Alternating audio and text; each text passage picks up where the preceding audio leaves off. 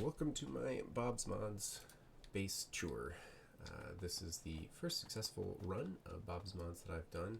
I complete the game in about 81 hours, just a little over 81 hours, and I'm excited to be able to show off what I've been able to do.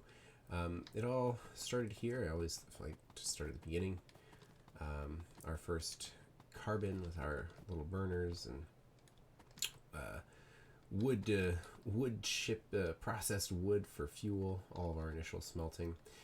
These really humble little beginnings, and our first row of science over here. This is where it all started, but I very quickly went from this bus-based system, decided to curve around, can see very clearly the transition from yellow into red.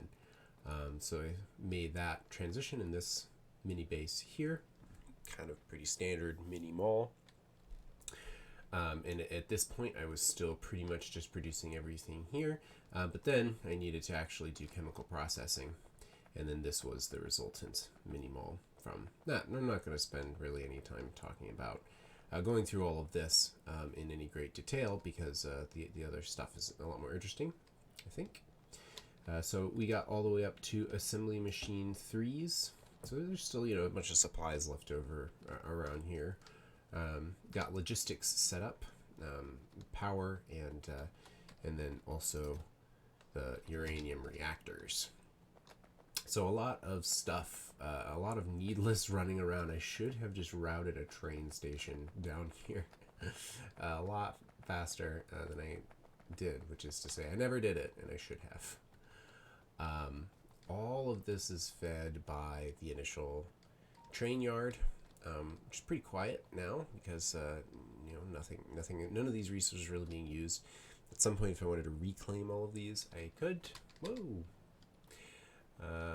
But I don't really find any need to be honest with you.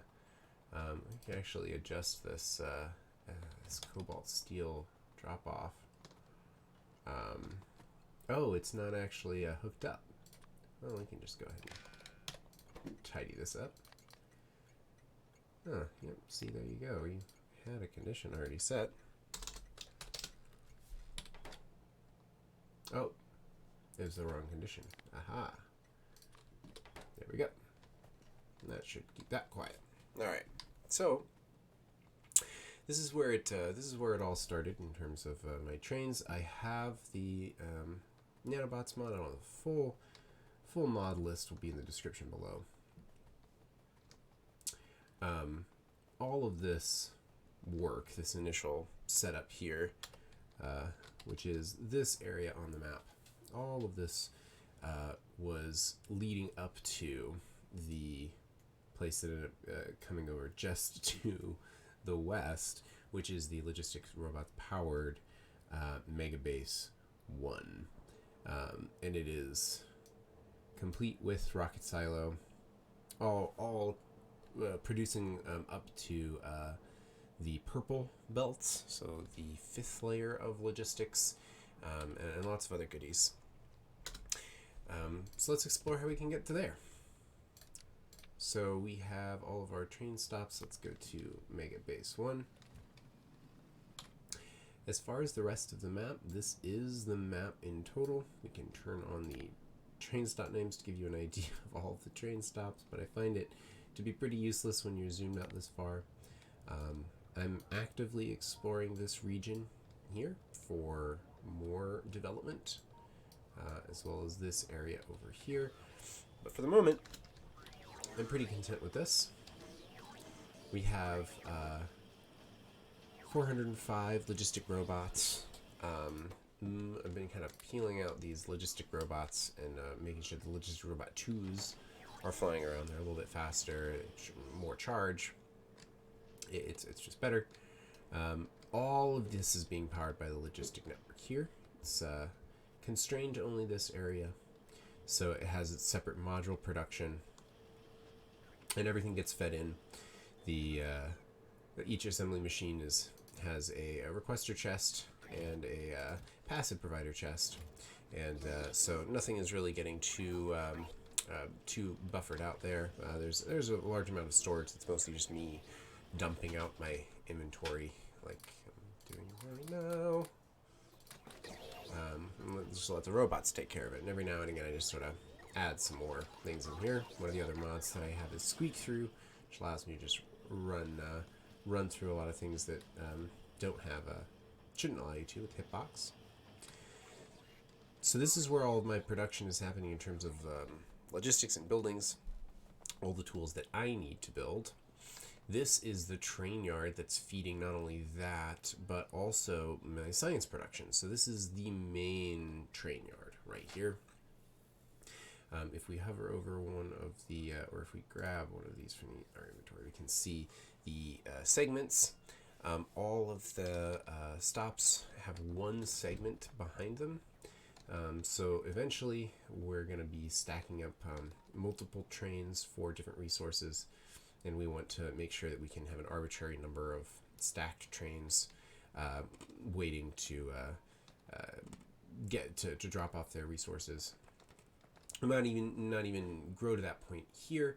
We might actually develop a new train yard before we even get to that point. But that would be okay. But all of this is logistic robot powered. We have 2 logistic networks, so it just kind of helps keep things isolated a little bit, keeps things a little bit more efficient. There's only a couple hundred robots in each of them, I think. 336 in that one and 209 in that one, and that's been sufficient. It's been more than fine. So they output onto belts. The belts all feed the raw resources in. We have a couple of kind of advanced things like these silicon wafers, because I found that I could do all of the development of these silicon wafers, and we needed a significant amount of them.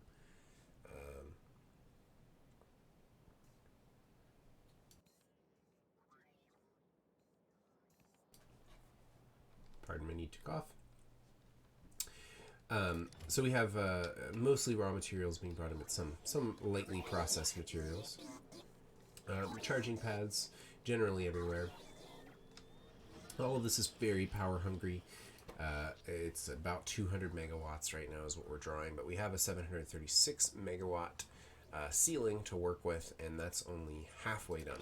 We'll look at our power consumption later, or our power production later, rather. But for now, you can see that we have more than enough power to run this and to keep developing it, keep adding things in, which I definitely will do. There isn't a whole lot more to add to this in terms of types of buildings. There's just a couple of upgraded buildings that I'd like to do, and I'll just pack them in here along these rows and just kind of in and about. You know, there isn't a whole lot of order to this. That's the point of having it. This one gigantic block of logistic robots are able to handle that. All of the liquids are getting dropped off here just because the trains are all one in length, and then a couple of the more specialized things like rocket fuel, zinc, silver zinc batteries. What's this one? We also have heat shielding tiles, which definitely don't have a lot of those being produced. Very slow to produce a lot of these advanced materials, and the silicon cobaltate. That's also, or sodium cobaltate. It's also dropped off there with just a one-way train. So this is where everything is arriving at the end of the day. But where is everything coming from? I think first we'll start with the chemical processing and move from there into all of the ore processing. Actually, I'll change my mind. We'll do it the other way around. Let's go to main smelting first, because main smelting is definitely a lot simpler. It relies on a lot of products of the chemical processing plant.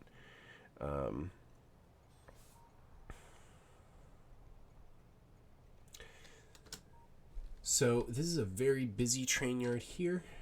You can see, we'll turn on the tags.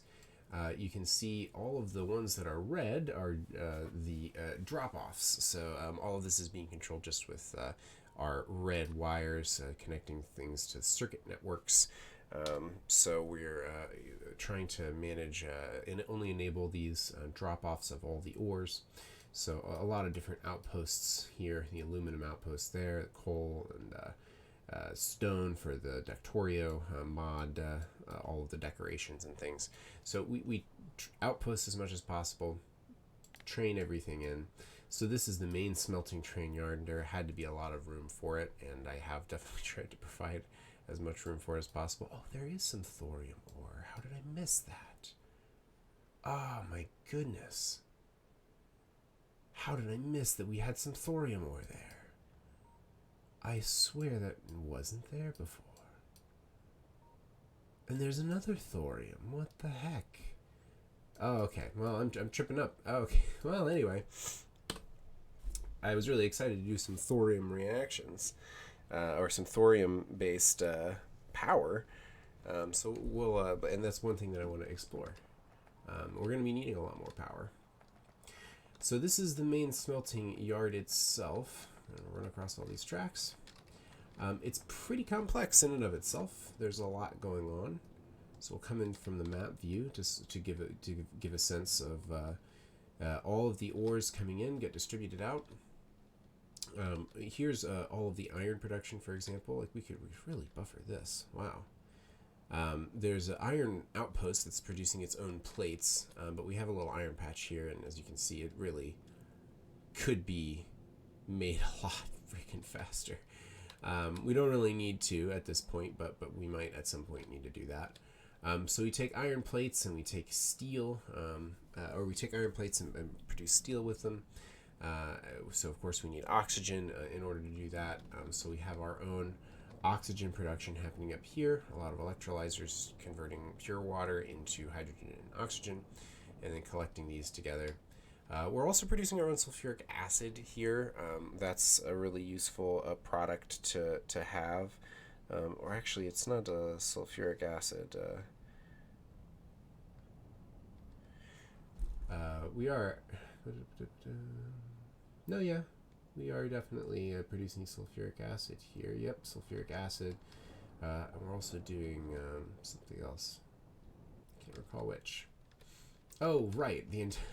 We'll get to that later. That's more on the chemical processing side of things. But we do have a sulfuric acid that we're producing here, as well as the oxygen to run our foundry.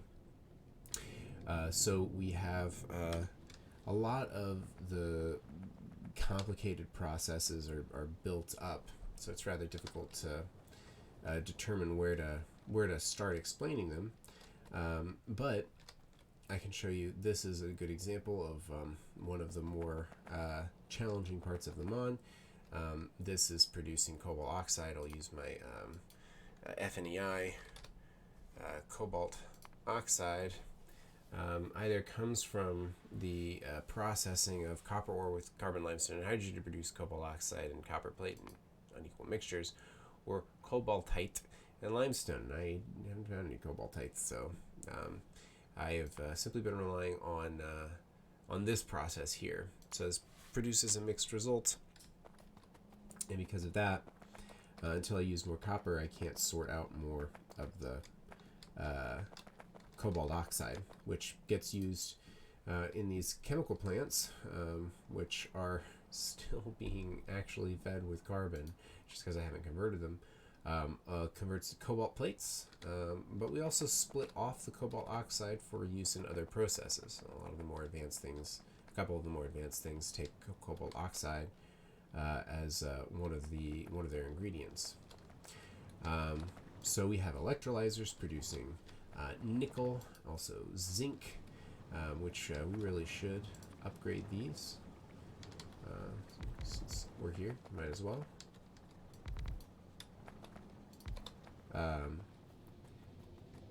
We're also so we're taking the nickel out and producing nitinol with titanium and nickel. We're producing Invar with iron and nickel. We don't use a ton of that. Producing brass with zinc and copper.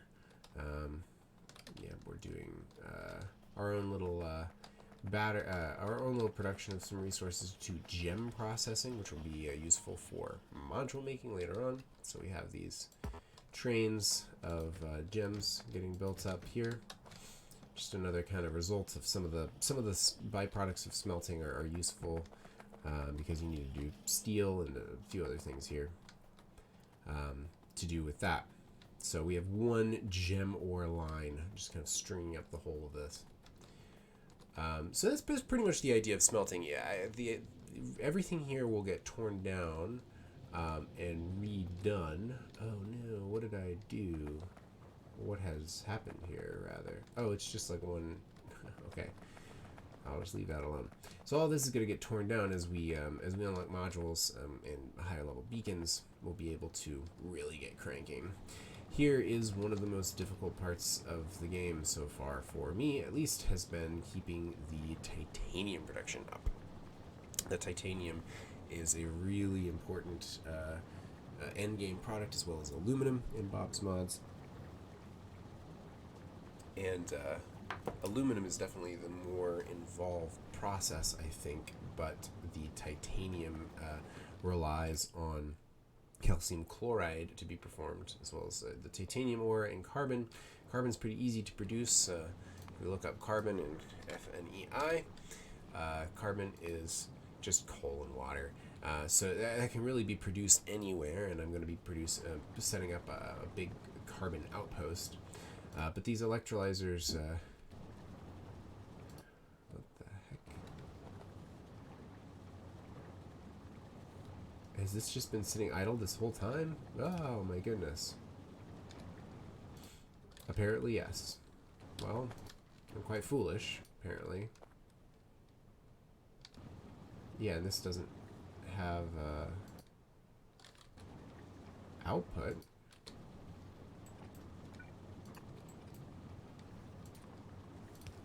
Oh my goodness.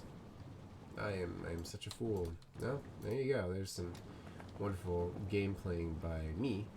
So this is just waiting on calcium chloride. Yeah, that's the more typical situation. I should definitely more carefully examine these things, should I not? So that's going to bump our titanium production up by a little bit, at least. Not by a significant amount, but, you know, every little bit. Every little bit counts. This is our rather complicated process of tungsten processing. So tungstic acid gets produced into tungsten oxide. And tungstic acid is being produced here from the tungsten ore.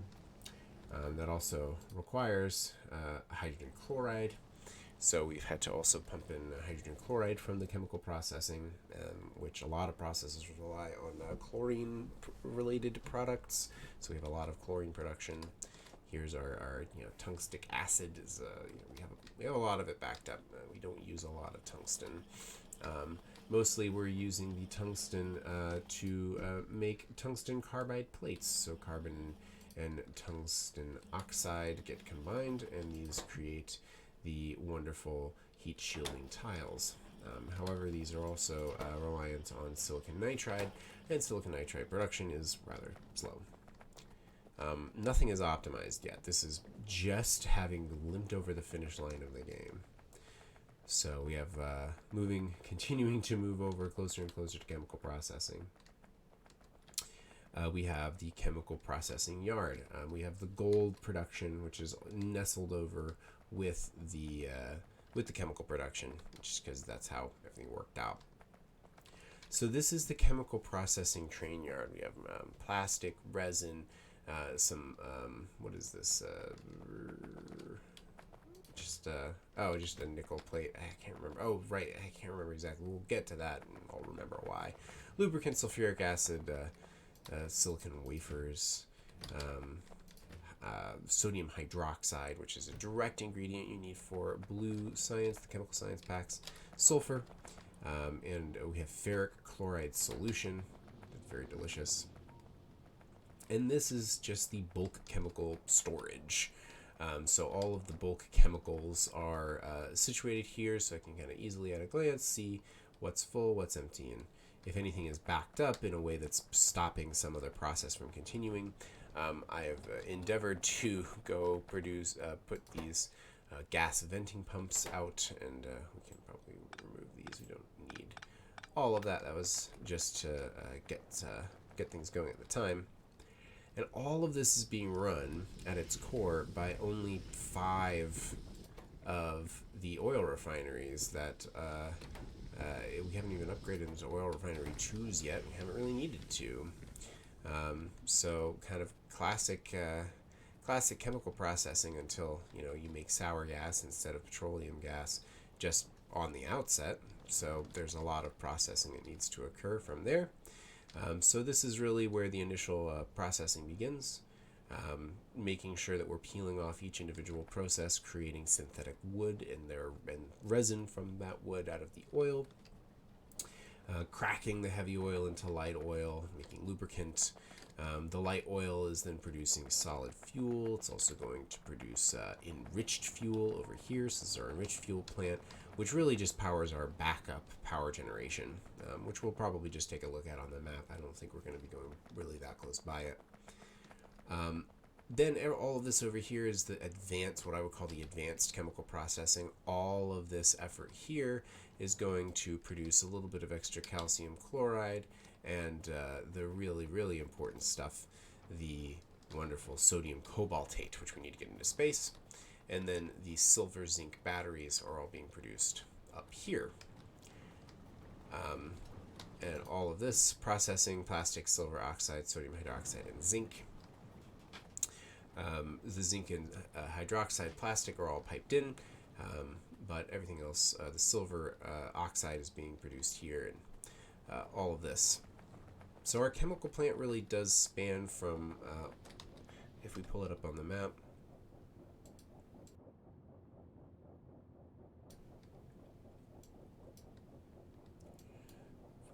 here, so the OPF1, Oil Processing Facility 1, Silver Zinc Battery Pickup, is sort of the eastern demarcation, and then this goes all the way over to the main smelting carbon, and everything in this area is the chemical processing plant. So a lot of the production hitches have been due to calcium chloride needing to be produced, as well as sodium hydroxide. Initially, we definitely solved that, and now we have enough processes producing it as a byproduct that it works out pretty well. So all of this really does truck along. It's as you can see, there's still a lot of belts that are really constraining the system. But that's okay. That's how things start out, and we've been able to complete them on here. Oh, here's backup power. Got this kind of mixed fuel line. All of these are boiler 2s and steam engine 2s. So they are a nice backup to the nuclear generators. We did need those once. We did have a complete blackout. This whole chemical plant here is just producing extra calcium chloride. That's all it really exists to do up here. So these are producing calcium chloride just as quickly as they darn well can. It also produces some extra sodium hydroxide, which is useful in other parts of the factory, and this is to buffer up the titanium production. So we're kind of at the point now where the titanium production is at some kind of equilibrium with how much it's consuming the calcium chloride. We could do with a little bit more, but it's more or less there. So while we're over hanging out in this direction, we should also go take a look at, here's our little sulfuric acid base. So I realized that you can just do basic oil processing. It only produces the sour gas, and then if you take the sour gas, you can process it into petroleum gas with the and get sulfur what is it? Is it hydrogen sulfide? Which is a key ingredient that you need to produce sulfuric acid. If you just produce hydrogen sulfide and oxygen together, boom, bam. So right now I'm just venting the rest of this petroleum gas to the atmosphere. This strictly exists to make sure that I never run out of sulfuric acid. This very unscalable thing is, as in it will not scale upwards. It was just kind of a thing to get going and to test out the ideas. Is my rocket fuel production. As you can see, I really overbuilt the actual rocket fuel production facilities because only about 3, maybe 4 of them are active at any given time. But this is producing hydrazine and our dinitrogen tetroxide, which are both combined to create rocket fuel. So this is largely relying on ammonia processing to do the trick. There are a couple of loops in the process that we're having to handle, or one loop in the process with our water production, and just a little circuit network stuff in a pump can make sure that your waterworks doesn't back up. So where's our, do we not have a personal station set up here? Oh yeah, we totally do. So where did we leave our car? Right over here. So there we go. So that's smelting and chemical processing. It's the bulk of what happens in the factory. Everything else gets piped in and then sent out from there. We have locomotive Mark IIIs powering everything right now. This one is powered by enriched fuel blocks because I'm a baller. Everything else is just solid fuel, and then we're going to transition everything over to nuclear locomotive technology as soon as that research is unlocked and we find another uranium patch. So that's another part of what I'm doing is radar spamming. But really a big important thing we need to go look at is power production. The power production primarily relies on uranium to do the trick. We have one uranium outpost over here back at main base. We actually built that to supplement what we're about to see, which is set up next to its own uranium patch. This is half of a gigantic nuclear power plant. It's not even fully built. Got these wonderful steam turbine. They're not even steam turbine 2s. They're just the steam turbine 1s. Plenty of steam. Lots of heat still. So this is providing us with the vast majority of our power ceiling here. And most of what's being used. Everything else is kind of being used to pick up a little bit. We're starting to have an excess of uranium-235 over here at the wonderful uranium processing plant. We get uranium ore dropped off because we actually had the only power blackout that has occurred. A very bad day was because the uranium ran out. I didn't realize that I wasn't processing uranium fast enough because I had just been processing uranium for so long and this huge reservoir, and I didn't bother to check whether or not I was centrifuging enough. This is powered by logistic robots. I find that just the easiest to do. So everything gets output into these active provider chests. I think it's starting to look like we need more storage for... Oh, yeah. Oh, we definitely need to add more storage here. Apparently we needed to... Oh, yeah. There you go. Alright, so we'll just kind of let them sort all that out. Deploy a big bunch of them to help out. We have our enrichment process here, our Kovarax enrichment process. That's actively providing uranium-235 that we need here. So we've got actual stockpile of that. Plenty of uranium fuel cells, and we actually are more than exceeding our production there. Oh my. I really needed to have done that a while ago, huh? Just goes to show. Everybody's waiting to charge. So this is our one reprocessor. It's taking the used up uranium fuel cells and breaking them back down into their constituent components. So we have a lot of the fusion catalyst, which will be useful for later on, some lead plates back. But the plutonium is the most important part. And it's the plutonium that we've been processing a lot of. If we look at our production here, you need plutonium to build radiothermoelectric generators, and you need radiothermoelectric generators to build satellites. So you need steady plutonium production. We have 4.3 a minute or so, and that's been steady over the past 8 hours. So we have quite a bit of plutonium stocked up. This is connected to one of our logistic, the logistic network is plugged into the circuit network, which only lets this inserter fire it off and start loading up the train with more plutonium when there's a sufficient excess in the system.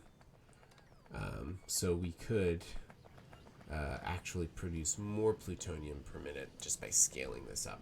What eventually I'm going to do is just use a bunch of seed plutonium and start an entire plutonium reprocessing plant, since you only need uranium-238 and plutonium to do that.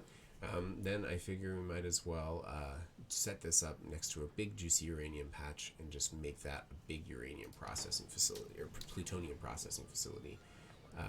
See how that works. So that is our power system, and producing our end game component of plutonium. We have a little outpost here, a little lithia water, which you need lithia products in order to beat the game as well. I'm trying to think. Yeah, you can see our lovely logistic robots are on our display. We could visit each and every single one of the outposts, but I think that's a little unnecessary.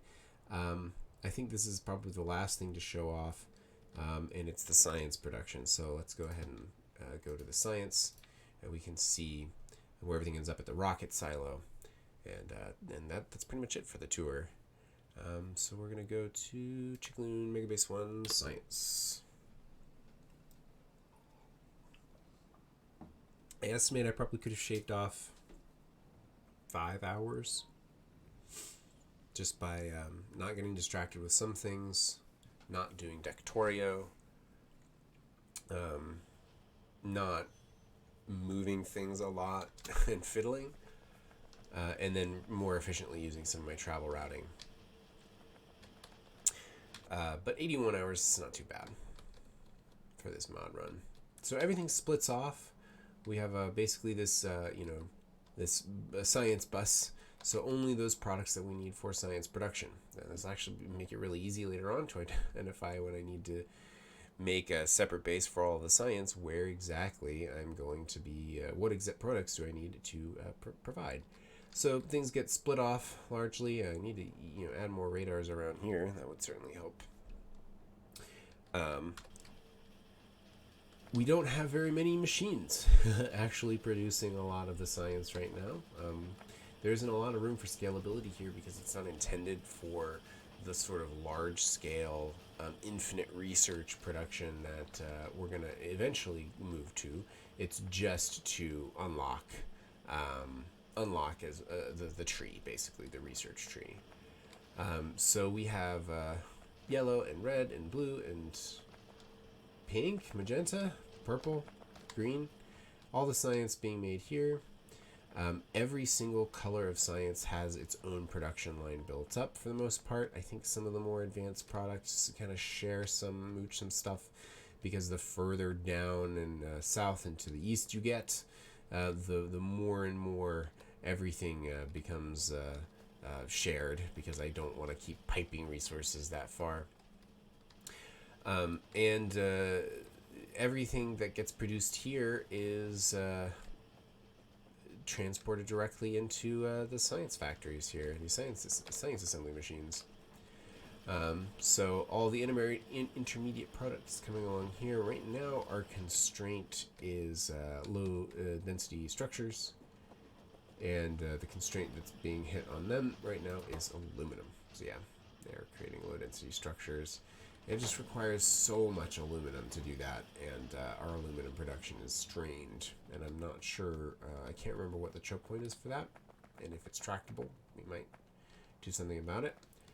Here are all of our science labs. They're actually science lab 2s. There's no military science plugged in. I didn't really find it super necessary to do military over here. We had military science unlocked at the first one. Got just enough what we needed. Unlocked just enough for what we needed. Left the rest. This can light up pretty bright. We have disco science on, but yeah, that green science really is a bottleneck right now. And if we could increase aluminum production, we would be able to increase the research by a significant amount. This is our module science as well. In Bob's mods, you have to unlock all the module research via a completely separate research tree. And all of the module production is happening right here. So all of that, of course, is separated out from everything else. And so these aren't even the modules, they're just the module boards. So I'm starting the module development. It's going to be its own base structure, essentially. I'm going to make sure that it has its own split off production from everything else, which is really the style of play that I prefer. Even though it takes a little bit more time to set up, it's more reliable in the long run. Easier to diagnose problems when they happen, and easier in general to upgrade different components of your factory as you need to. And then this is the last part. I finally got around to starting to color code the floor. I put down refined concrete, which everybody loves. So all of the green areas here are our rocket production. So this is our beautiful rocket silo. It's ready to go. And we have another satellite ready to go with it here. But as you can see, we are not using any of our space science right now. So we are waiting until we've unlocked 22,000. That's why. Maybe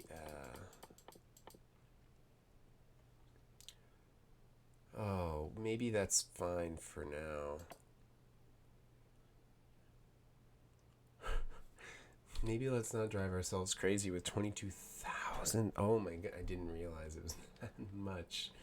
Glad that I looked. So yeah, I just want to burn through some more research first. I love this glowing line of plutonium just on the floor, casual. And then we're just building on top of a tungsten patch because I don't need it. That's just how I flex. So eventually we'll automate this once we get into the infinite research queue. I'll just let this be automated, but for now I have all of this controlled. The circuit network is connecting all of the inputting assembly machines, and as long as there's one or more satellites here in the box, there is not going to be anything being made. So that way we'll conserve some resources, because it is a lot.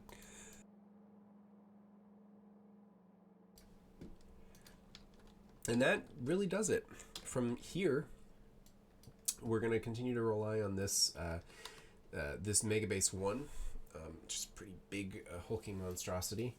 We're going to make our module production over here. Oh my goodness, what an enormous thorium patch. After not finding any thorium at all, and then finding a tiny little one snuck in right here that I didn't even notice. That's wild. So I just had to go much further out. So I'm looking for another uranium patch. So I need to radar around for that. As soon as I find one, I'm going to be adding in quite a significant addition to my plutonium development. And in general, I'm just going to be continuing to outpost. And eventually I want to make a megabase that produces pretty consistent levels of science per second. I'm going to start capitalizing on that thorium ore pretty soon here, because we need to, since we're able to do that, let's go ahead and pull up a thorium fuel cell and add that to the favorites there, just because I want to also make sure that I'm thorium plutonium fuel cell. Fuel value 800 joule, 12 joules, 60 gigajoules of fuel. Ooh, that seems better. Thorium, plutonium, oh yeah, that seems way better. Yeah, we're gonna have to look into that a little bit more. Yeah, and then it just does a used up thorium fuel cell. No big deal. No big deal. So anyway, yeah, we're going to do a thorium plant here. We really need a tin. You have everything we need right here except tin. And so the closest tin is all the way up here. But this is going to be our module building area. And that's going to be pretty significant. I think we might pipe in copper from the main smelting at first like prioritizing a stop just for that, just because we need more cobalt oxide, and I know that's a bottleneck. So from here, we're going to add a lot of things to the to-do list. Had a lot of completed tasks that we've done. If you care, this is the big list of things that we've done there. And yeah, this is my wonderful, fantastic Bob's Mods playthrough. And yeah, I appreciate you watching my little tour. I will be adding another tour when I've made it a lot bigger, I guess. Maybe we'll do one at 200 hours or something along those lines, once there's something significant. But yeah, thanks for watching.